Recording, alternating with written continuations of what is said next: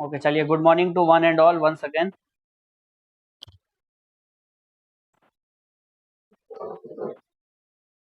In yesterday's class, we have finished the question till 4 of exercise 6.1. Today now we are going to discuss and solve question number 5 of exercise 6.1. ठीक है, fifth question read करिए और figure बनाइए फटाफट।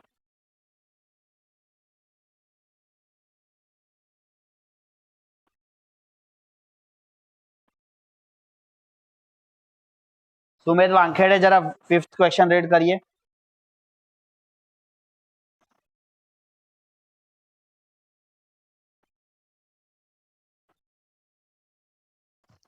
Sound आ रहा है ना मेरा? ओके, स्टार्ट करिए।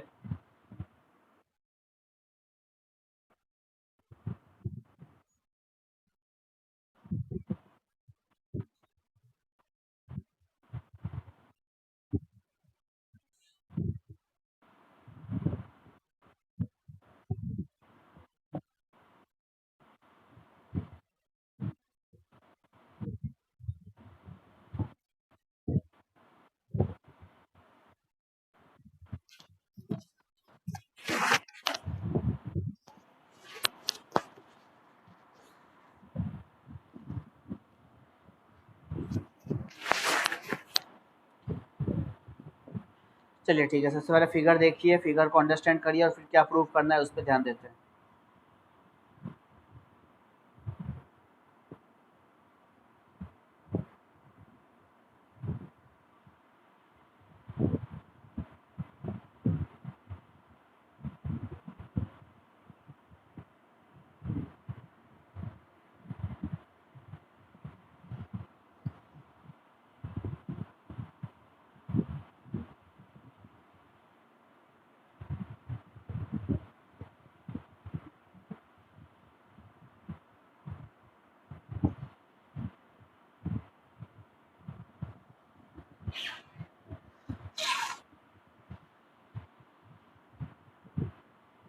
इस फिगर को देखते हुए हमें प्रूव करना है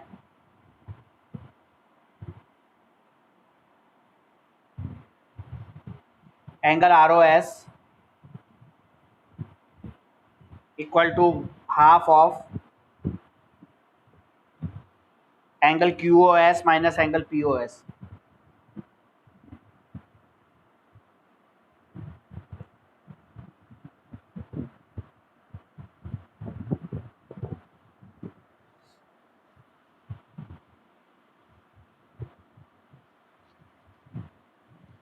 देखिए क्या गिवन है यहाँ पे, POQ इज ए लाइन।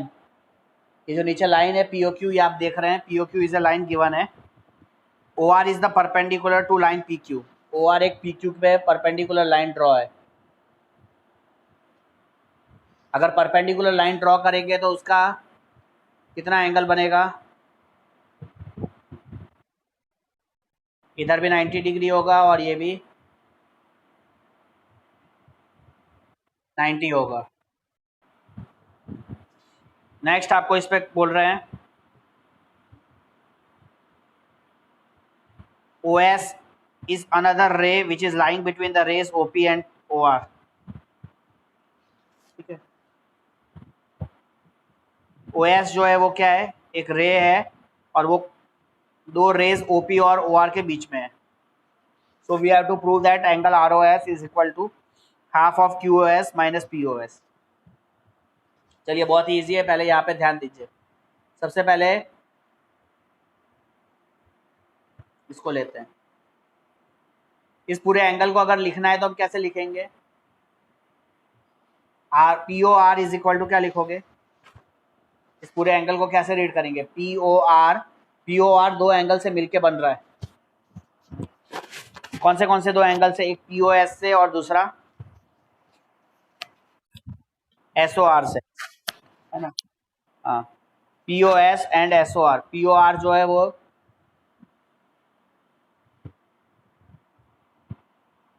तो यहाँ पे अगर मुझे प्रूफ करना है तो सबसे पहला स्टेप होगा ये जो एंगल है मेरा पी ओ आर, इस पी ओ आर को मैं ब्रेक करता हूं तो मैं लिख सकता हूं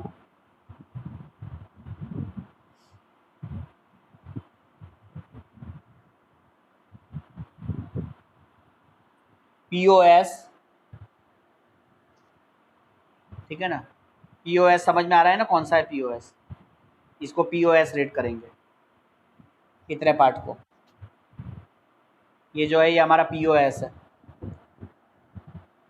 और बाकी दूसरा जो एंगल होगा वो क्या होगा, आर ओ एस। इसको रीड करोगे ये क्या होगा, it is R O S, या फिर इसको एस ओ आर भी पढ़ सकते हैं।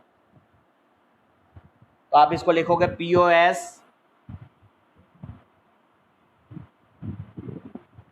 Plus R O S.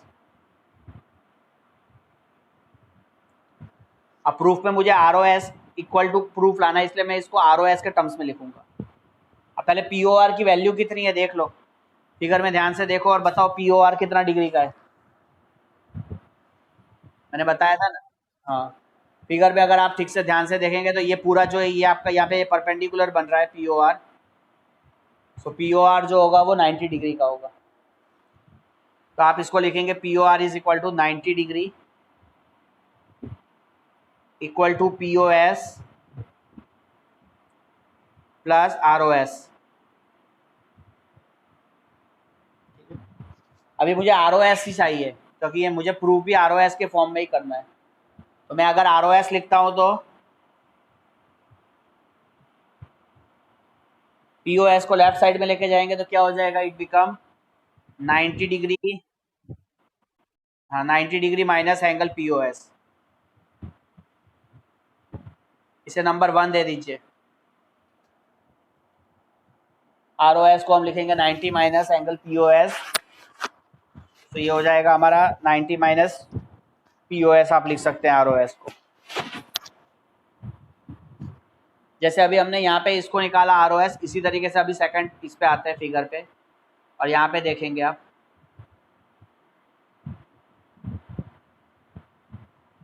इस पूरे एंगल को अगर मैं रीड करना है तो मैं क्या रीड करूँगा,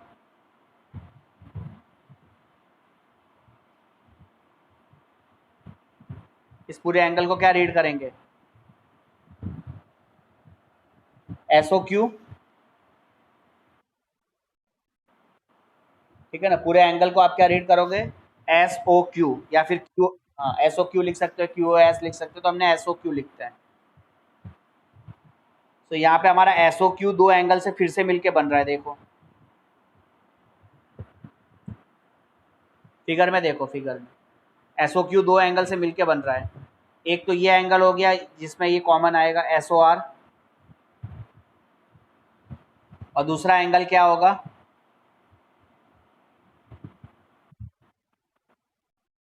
आर ओ क्यू, ठीक है। एक हो गया आर ओ क्यू और दूसरा है ये S O R, S O R या फिर हम इसको आर ओ एस भी पढ़ सकते हैं। तो आप इसको लिखो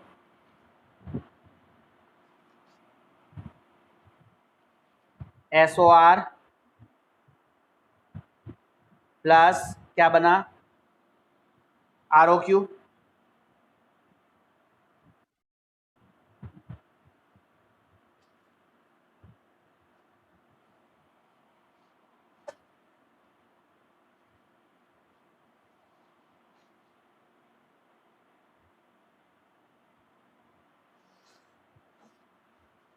तो एस ओ क्यू को रहने देते हैं,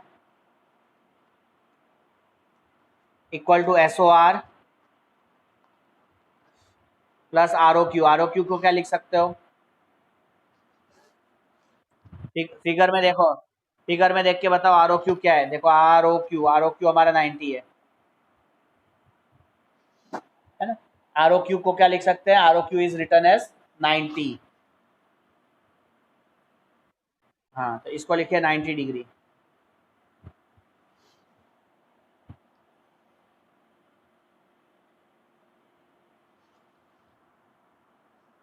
अभी जैसे यहाँ पे हमने आर ओ एस के टर्म्स में निकाला था, ऐसे यहाँ पे भी आर ओ एस के टर्म्स में निकालो, तो आर ओ एस यही है हमारा S O R. S O R पढ़ो या आर ओ एस पढ़ो एक ही बात है। तो अगर इसको आर ओ एस के फॉर्म में लिखना है तो क्या लिखेंगे, एस ओ आर या फिर आर ओ एस को 90 आप लेफ्ट साइड में लेके जाओगे तो क्या हो जाएगा, ये angle S O Q minus 90, इसको नंबर 2 देंगे। ठीक है, बात समझ में आ गई, इधर तक क्लियर है। तो आर ओ एस को हमने लेफ्ट साइड में ले गए और बाकी हमारे पास बच रहा है, नहीं आर ओ एस उसी की जगह पे है और हमने उसको एस ओ क्यू को राइट साइड में लेकर आए, सॉरी 90 को लेफ्ट साइड में लेके गए, करेक्ट। आर ओ एस उसी की जगह पे 90 को लेफ्ट साइड में लेके गए तो एस ओ क्यू माइनस 90 हम लिख सकते हैं। अभी आपको दो इक्वेशन मिली है, दोनों इक्वेशन को ऐड करो, ऐड 1 एंड 2। जब दोनों को ऐड करोगे तो देखो फर्स्ट में कितना था, फर्स्ट में भी आर ओ एस है, सेकंड में भी आर ओ एस है, तो आप लिखोगे 2 बार R O S plus R O S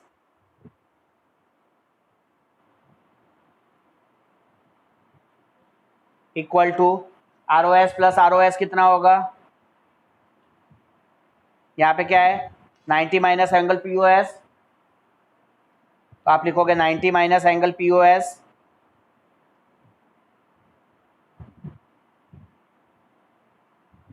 plus plus कौन सा होगा, सेकंड, सेकंड ऐड होगा तो सेकंड कितना आया, बोलिए, S O Q minus S O Q minus 90, तो S O Q minus 90 add करिए।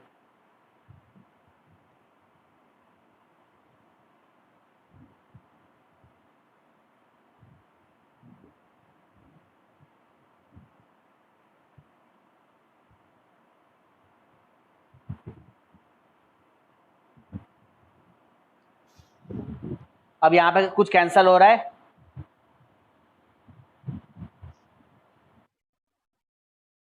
ये 90 और ये माइनस 90 कैंसिल हो गया, इसे कैंसिल करिए। तो अभी क्या बचेगा, आर ओ एस आपको मिलेगा 2 of R O S equal to minus angle P O S plus S O Q, ठीक है ना। अब इसको वापस लिखिए, 2 ऑफ आर ओ एस को हम लिख सकते हैं अकॉर्डिंग टू जो हमें प्रूव करना है उस हिसाब से, माइनस पी ओ एस को बाद में लिखेंगे, पहले एस ओ क्यू लिख लो आगे। तो एस ओ क्यू को आगे लिखते हैं तो उसको हम क्या लिख सकते हैं, क्यू ओ एस, क्योंकि हमें प्रूफ भी क्यू ओ एस के फॉर्म में लिखना है, इसलिए मैंने क्यू ओ एस लिख लिया, नाम खाली एस ओ क्यू या क्यू ओ एस दोनों सेम ही है मीनिंग। और फिर हम इसको लिखेंगे माइनस पी ओ एस। अब आपको हाफ ऑफ चाहिए, R O S is equal to half of Q O S minus P O S चाहिए, तो क्या करेंगे, ये तो आर ओ एस को यहाँ पे 2 जो है वो नीचे आ जाएगा, तो ये हो जाएगा 1/2 of angle Q O S minus angle P O S. ठीक है, इस तरीके से ये आपका जो प्रूफ करना था वो प्रूफ हो गया।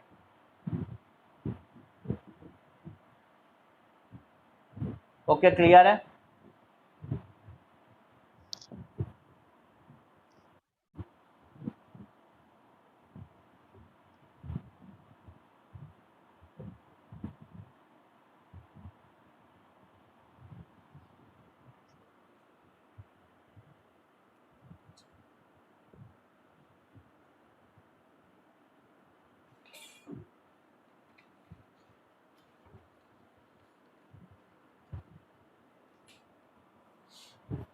हो गया तो नेक्स्ट क्वेश्चन करते हैं।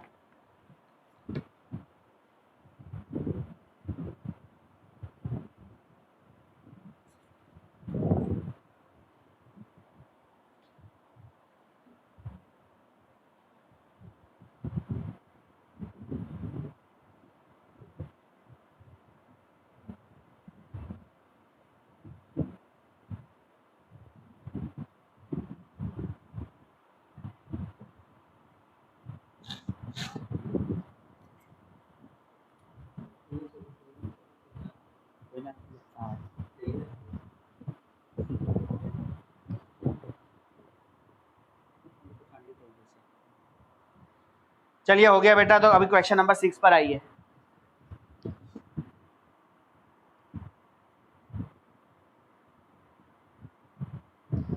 देखो क्वेश्चन नंबर 6 मैं पढ़ रहा हूँ और यहाँ पे फिगर दिया नहीं है, हमें फिगर खुद ड्रॉ करना है।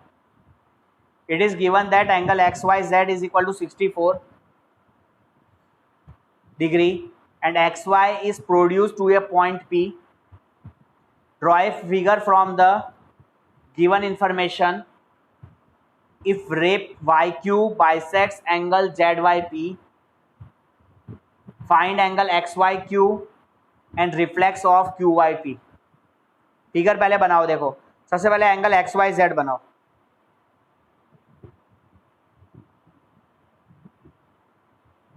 ये हमारा हो गया XYZ, ये आपका X, इधर Y, यहाँ Z। XY is produced to point R। अब इस XY को हमें प्रोड्यूस करना है आगे पॉइंट R तक। तो इसको थोड़ा सा एक काम करते हैं, थोड़ा फिगर को उल्टा बनाते हैं, क्योंकि यहाँ पे स्क्रीन के हिसाब से जगह कम पड़ेगी तो फिर प्रॉब्लम होगा। तो अभी हम XY नीचे कर देते हैं, ठीक है। अभी हम इसका नाम जो है थोड़ा सा चेंज करके इधर Y, इधर X,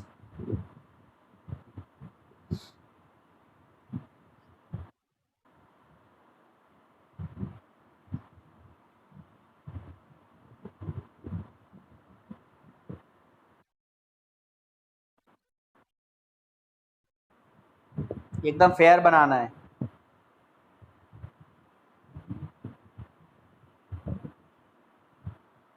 एंगल मेजर करके नहीं बनाना है, ऐसे रफली।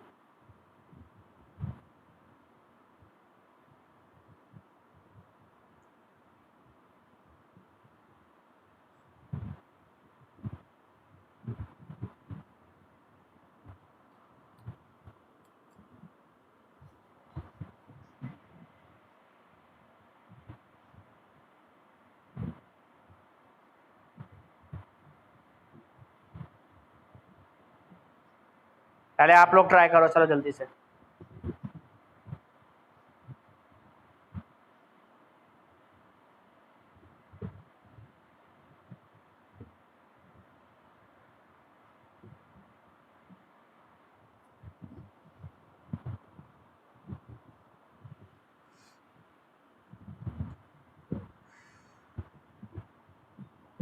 इसे Y दिया नाम, इसे X दे देते हैं और ये हो गया हमारा Z।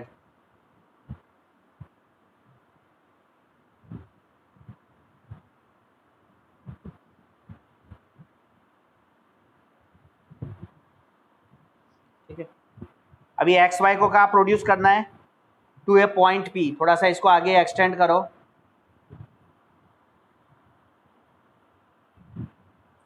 और एक पॉइंट P तक इसको एक्सटेंड करेंगे XY को। Draw a figure from the given information if रे YQ बाइसेक्ट्स एंगल ZYP। तुम्हारा ZYP कहाँ है? देखो ये एंगल ZYP है, ये पूरा एंगल क्या है? ZYP। और हाँ, और XYZ की वैल्यू कितनी दी थी? 64। ये आपको वैल्यू दिया है 64।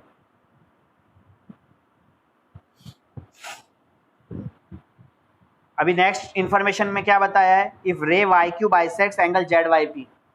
What do you mean by bisect? Bisect का मतलब है कि एंगल ZYP को इक्वल पार्ट में डिवाइड करे कोई एक रे। तो यहाँ से बीच में से हम एक रे बनाते हैं तो इसको इक्वल पार्ट में डिवाइड करेगी, और इस रे का क्या नाम है? बोलो जल्दी से, इस रे का क्या नाम है?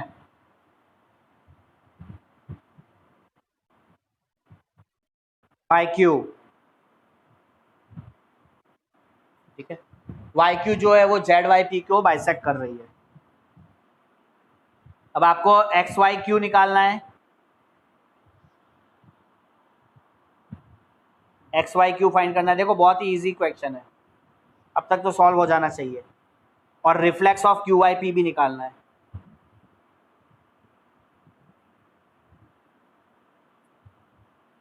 देखो मैं पहले रफली सिखा देता हूँ, उसके बाद फिर हम इसको फेयर में लिखते हैं।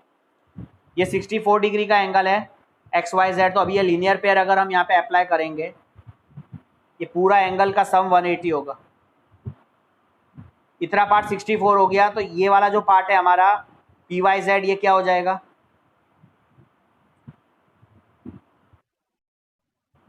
180 में से वन, हाँ 180 में से तुम माइनस करोगे 64 को, तो लीनियर पेयर के हिसाब से, ठीक है। जैसे सपोज ये अगर ये लाइन बीच में नहीं होती, तो ये हाँ तो ये 64 डिग्री है, तो ये इसका रिफ्लेक्ट, ये क्या बोलते हैं उसको हम, लीनियर पेयर हो गया। तो ये कितना बोल रहे हो? 116। आ गई बात समझ में? 116। अब ये इसको बाइसेक्ट कर रहा है, फिर बाइसेक्ट कर रहा है। बाइसेक्ट कर रहा है मतलब 116 को भी आधा आधा पार्ट में डिवाइड करना है। तो हाँ, तो इस तरफ का जो पार्ट होगा ये 58 हो जाएगा, और इस तरफ का भी जो पार्ट होगा वो क्या हो जाएगा? इसको बाइसेक्ट कर रहा है इसलिए 58 होगा। बस, तो फिर अब हमारा आंसर निकल जाएगा। तो अभी इसको सिस्टमेटिक लिखेंगे। आ गई बात समझ में? अगर ये लाइन अगर अपन हटा, ये लाइन अगर हटा देते तो ये कितना हो जाता? लीनियर पेयर से 116 आता, फिर वहां पे एंगल बाइसेक्टर होने की वजह से वो 116 डिवाइड हो जाएगा, तो वो हमें 58 डिग्री मिलेगा। तो अभी हम लाइन वापस ड्रॉ कर देते हैं।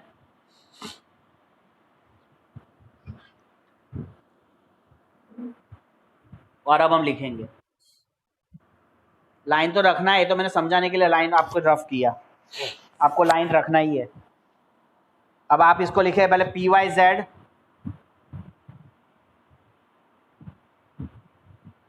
पी वाई जेड प्लस कौन सा एंगल लीनियर पेयर बन रहा था? पी वाई जेड एंड, बोलिए जल्दी से, पी वाई जेड के साथ कौन सा एंगल लीनियर पेयर हो रहा है?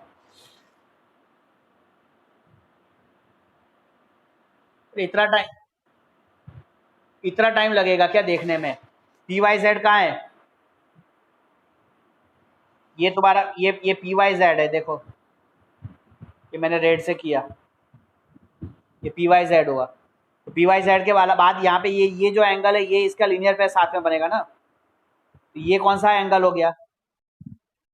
तो फिर ध्यान कहाँ है आप लोगों का? Z Y X. तो यहाँ पे आप लिखोगे Z Y X equal to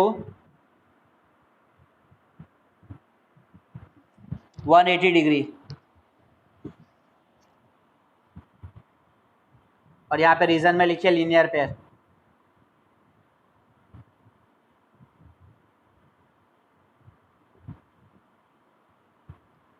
P Y Z की वैल्यू क्या है वो तो निकालना है, और जेड वाई एक्स कितना है?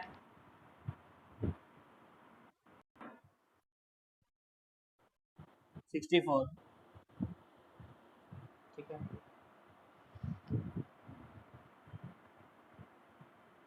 यहाँ पे 64 इक्वल टू 180,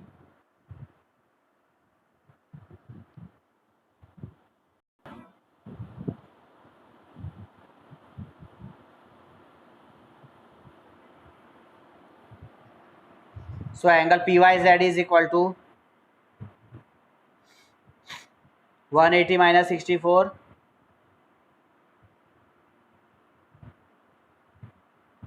क्या लिखोगे आप? 116 degree.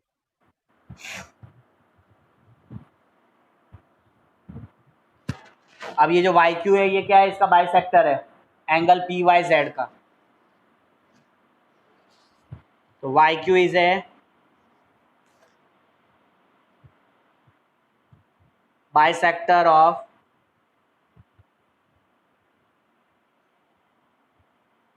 Angle P Y Z.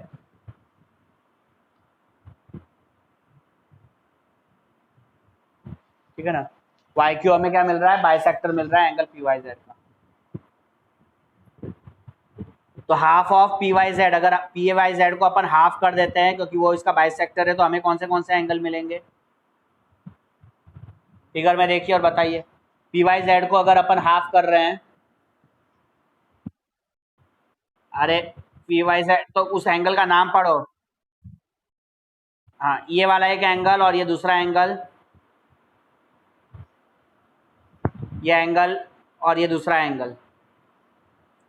तो फर्स्ट एंगल जो हो गया ये हो गया पी वाई क्यू, और दूसरा हो रहा है क्यू वाई जेड। ठीक है, फिगर में देखिए पी वाई क्यू और दूसरा कौन सा है? Q Y Z. तो इसका हाफ हम क्या लिखेंगे? P Y Q equal to, आप क्या लिखोगे? Q Y Z.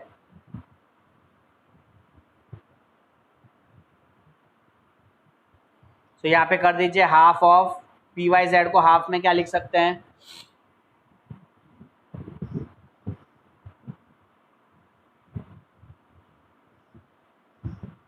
P Y Z half of P Y Z कितना था? 116।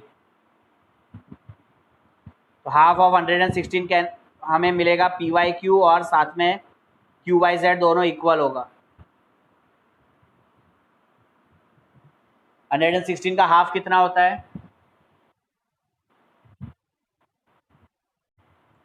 तो 58 डिग्री आपको मिल रहा है पी वाई क्यू भी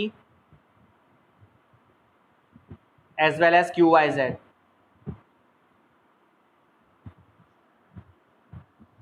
ओके, अब काम अभी हमारा खत्म नहीं हुआ है, हमें एक्चुअली फाइंड क्या करना था? X Y Q. अभी फिगर में आप देखो और एक्स वाई क्यू देखो कैसे मिल रहा है।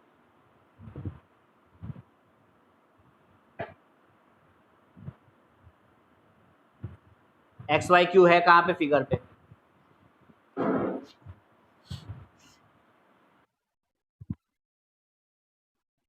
यहाँ देखो एक्स वाई क्यू को आए, ये पूरा है हमारा।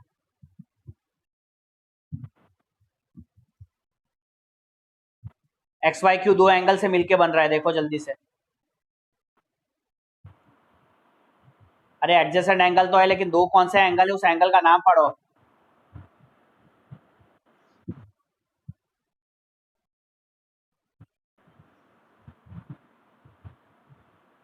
क्या बोला? हाँ, क्यू वाई जेड और जेड वाई एक्स।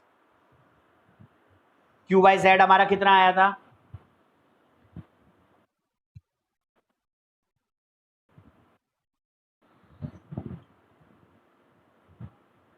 ये 58 डिग्री था और ये 64 डिग्री था। दोनों को ऐड करेंगे 58 और 64 तो हमें मिल जाएगा। तो यहाँ पे हम लिखेंगे एक्स वाई क्यू को हम लिख सकते हैं Q Y Z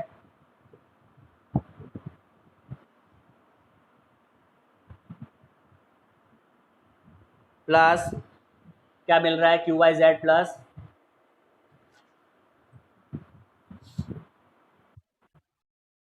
Z Y X. ठीक है, तो ये हो जाएगा आपका angle X Y Q is equal to Q Y Z की वैल्यू 58, जेड वाई एक्स 64। तो टोटल कितना हो गया? 8 + 4 12 कैरी 1 122 डिग्री। तो इस तरीके से आपको एक्स वाई क्यू मिल गया 122 डिग्री। अभी हमें reflex of Q Y P निकालना है। तो हमने क्यू वाई पी तो निकाल ही लिया ना अभी तक। क्यू वाई पी देखो यहाँ निकाला था, ये एंगल, यह एंगल था क्यू वाई पी।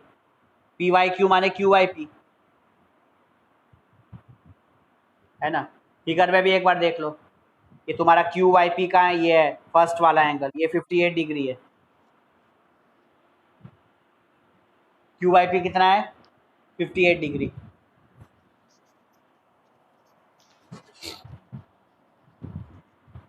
तो क्यू वाई पी 58 डिग्री है, तो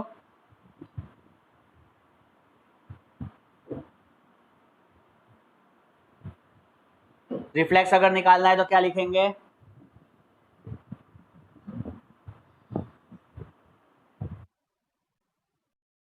-360 माइनस QIP हमारा 58 था तो -58। रिफ्लेक्स एंगल निकालना है तो 360 में से उस एंगल के मेजर को माइनस कर दो, इसको डिवाइड करते हैं तो आपको मिलता है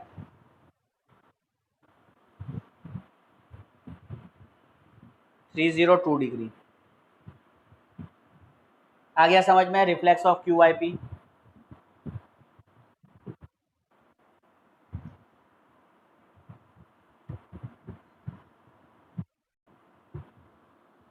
ओके, ठीक से नोट कर लीजिए।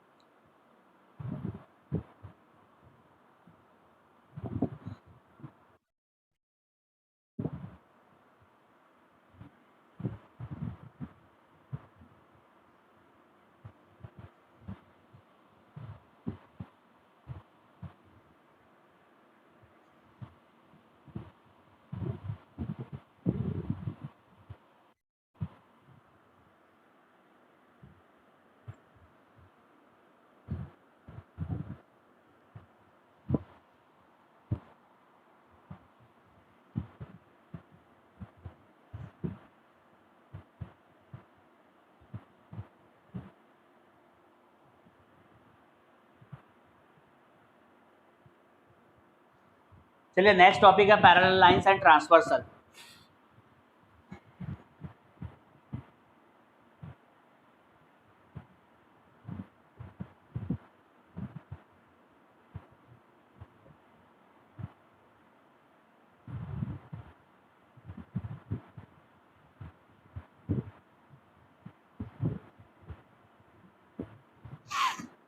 सेवन्थ क्लास में हमने पैरेलल लाइंस और ट्रांसवर्सल पढ़ा था। आपने डिफरेंट टाइप के एंगल्स जो फॉर्म होते हैं ट्रांसवर्सल से वो आइडेंटिफाई भी किए थे। थोड़ा भूल भी गए होंगे, वापस से रिवाइज कर लेते हैं। पहले तो मीनिंग है ट्रांसवर्सल। ट्रांसवर्सल होता क्या है? What is meaning of transversal?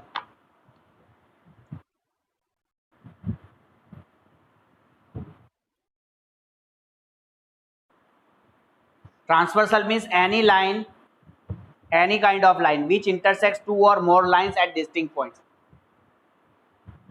ठीक है ना? A line which intersects two or more lines, दो या दो से ज्यादा लाइंस को जो भी लाइन इंटरसेक्ट करती है अलग अलग पॉइंट्स पे, उसको हम ट्रांसवर्सल बोलते हैं। सो अगेन क्लियर होना चाहिए, ट्रांसवर्सल को जरूरी नहीं है कि पैरेलल लाइन के लिए ही हो। ट्रांसवर्सल कोई भी दो या दो से ज़्यादा लाइंस जिसको कोई एक लाइन इंटरसेक्ट कर रही हो वो ट्रांसवर्सल है। जैसे फॉर एग्जांपल यहाँ पे अगर हमने ये ऐसे दो लाइन बनाई है, ये दोनों लाइन हमारी पैरेलल तो नहीं है, लेकिन अभी यहाँ पे अगर अपन ने एक ट्रांसवर्सल ड्रॉ करता है, ये इसको इंटरसेक्ट कर रही है, तो ये जो टी लाइन है ये क्या है? हमारी ट्रांसवर्सल है, क्योंकि ये इसको एक यहाँ पे एक पॉइंट पे इंटरसेक्ट कर रही है, दूसरे अदर पॉइंट पे भी टू डिस्टिंक्ट पॉइंट्स पे इंटरसेक्शन हो रहा है यहाँ पे।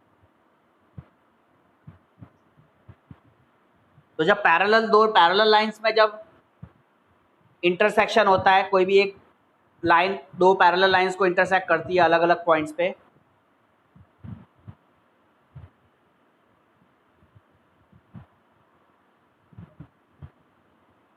सपोज ये लाइन का नाम PQ है और इस लाइन का नाम AB है। सबसे पहले तो यहाँ पे ये PQ और AB क्या है? एक दूसरे के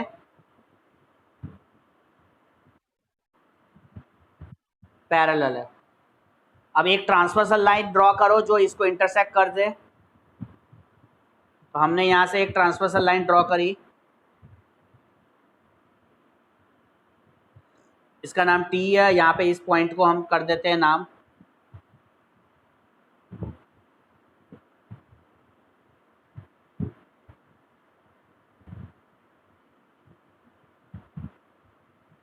R और इस पॉइंट को नाम देते हैं T।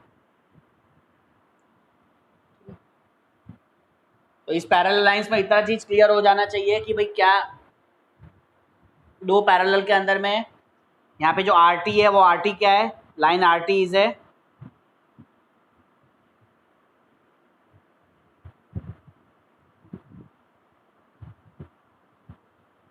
ट्रांसवर्सल,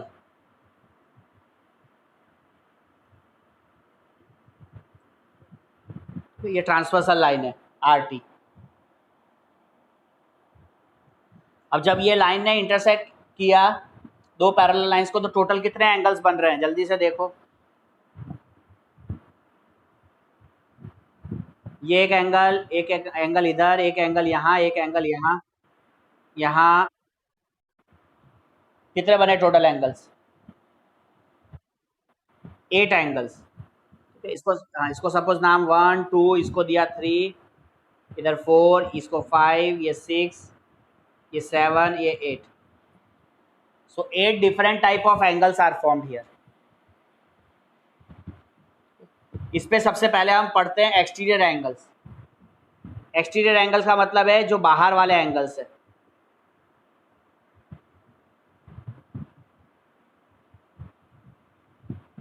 इसमें एक्सटीरियर एंगल्स कौन से हैं हमारे इस फिगर में, बाहर वाले एंगल्स कौन से हैं?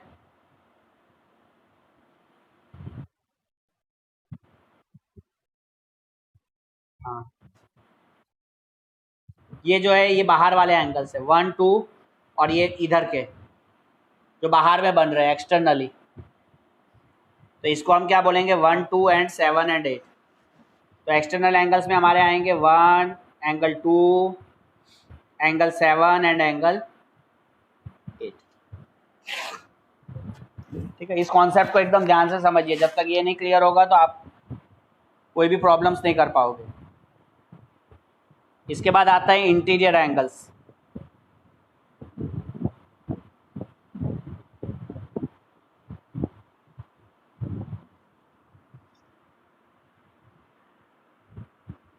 इंटीरियर एंगल्स पे आइए।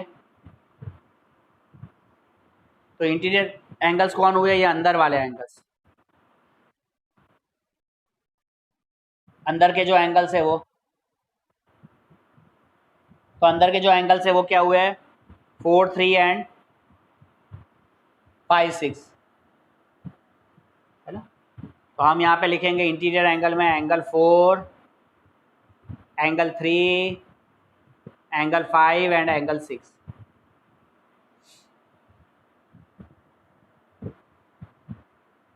सो एक्सटीरियर भी क्लियर हो गया, इंटीरियर भी क्लियर हो गया। अब हम अपना रिवाइज करते हैं एक बार वापस से आगे। फर्स्ट आता है इसमें हमारे कोरस्पॉन्डिंग एंगल्स। ठीक है, अब कोरस्पॉन्डिंग कैसे आइडेंटिफाई करते हैं मैं बता देता हूँ।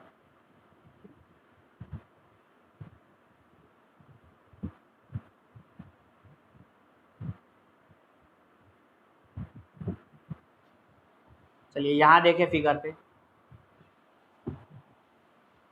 कोरस्पॉन्डिंग एंगल का मतलब है एक एंगल को छोड़ के एक एंगल। सपोज हमने 1 लिया तो 1 को अब उसी के लाइन में 1 को छोड़, 1 के बाद 4 आता है तो 4 छोड़ दो, और 1 के बाद फिर कौन आ रहा है, 4 के बाद कौन आ रहा है,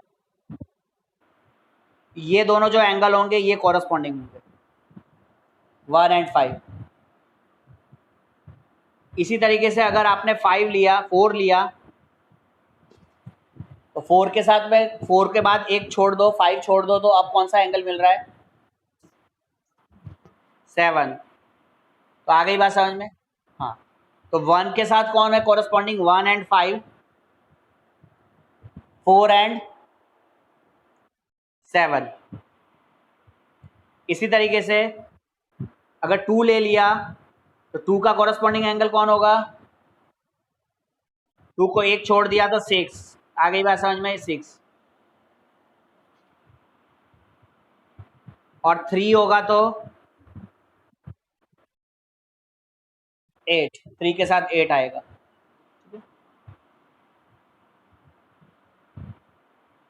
तो अभी हम ये सारे कॉरस्पॉन्डिंग एंगल्स एक बार लिख लेते हैं। तो angle 1 and angle 5 are corresponding.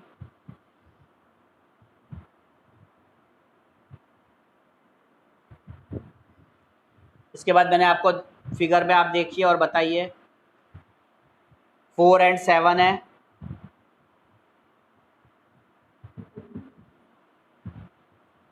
Figure में देखेंगे 2 एंड 6 है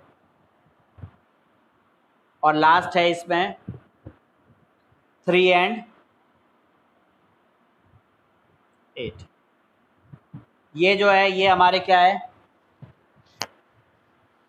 कॉरस्पॉन्डिंग एंगल्स। कॉरस्पॉन्डिंग एंगल सबको क्लियर हो गए?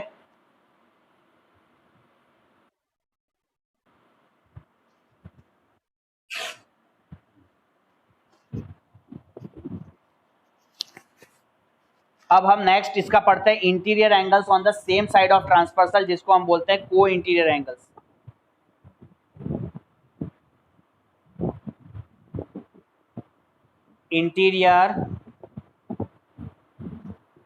इंटीरियर का मतलब बता दिया ना, अंदर के एंगल्स।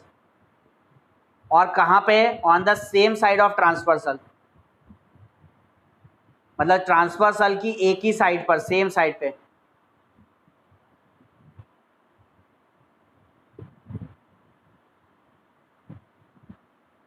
इसको हम बोलते हैं को इंटीरियर एंगल्स। क्या बोलते हैं? को इंटीरियर एंगल्स। ठीक है, अब यहां पे देखिए फटाफट फिर से फिगर पे। सबसे पहले इंटीरियर एंगल्स कौन से हैं? 3, 4, 5, 6 आप सबको पता है। और ट्रांसवर्सल है RT। तो को इंटीरियर एंगल कौन से हो जाएंगे? जो सेम साइड पर है ट्रांसवर्सल के, ये अंदर वाले एंगल्स, ये दो। ये कौन से एंगल हो गए? इसको नाम पढ़ो 4 एंड 5। ये 4 एंड 5 जो है they are called interior angles on the same side of transversal, या फिर हम इसको ऐसा बोल सकते हैं they are the co-interior angles. ठीक है, मतलब वो ट्रांसवर्सल के एक तरफ है, एक साइड पे, सेम साइड पे। और 4, 5 जिस तरीके से हो गया, ऐसा दूसरा कौन होगा?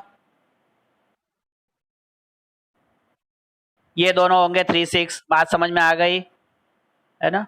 एकदम इसको कॉन्सेप्ट ये क्लियर हो जाना चाहिए सबका। तो ये 3, 6 हो गए और इधर ये 4, 5 हो, की जोड़ी हो गई।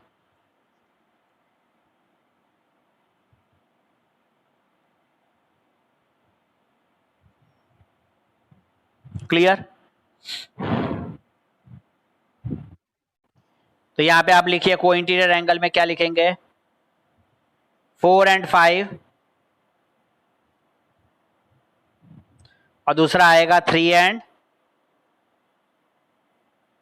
6। हाँ, तो अभी आज की क्लास में मैंने 2 प्रॉब्लम्स की है एक्सरसाइज 6.1 के। जो क्वेश्चन नंबर हमारे 5 एंड 6 थे उसको डिस्कस किया। मैंने आपको पैरेलल लाइंस क्या है और ट्रांसवर्सल क्या है, उसके कितने एंगल्स उस पर फॉर्म होते हैं वो बताया। मैंने आपको डिफरेंट टाइप्स ऑफ एंगल्स पे, interior angles, exterior angles, corresponding angles and को इंटीरियर एंगल्स हमने डिस्कस किया। अभी नेक्स्ट क्लास में हम alternate interior angles and alternate exterior angles discuss करेंगे, और साथ में ये जो एंगल्स फॉर्म हो रहे हैं इनमें क्या, इनकी क्या प्रॉपर्टीज है related to parallel lines and non parallel lines, वो हम डिस्कस करेंगे।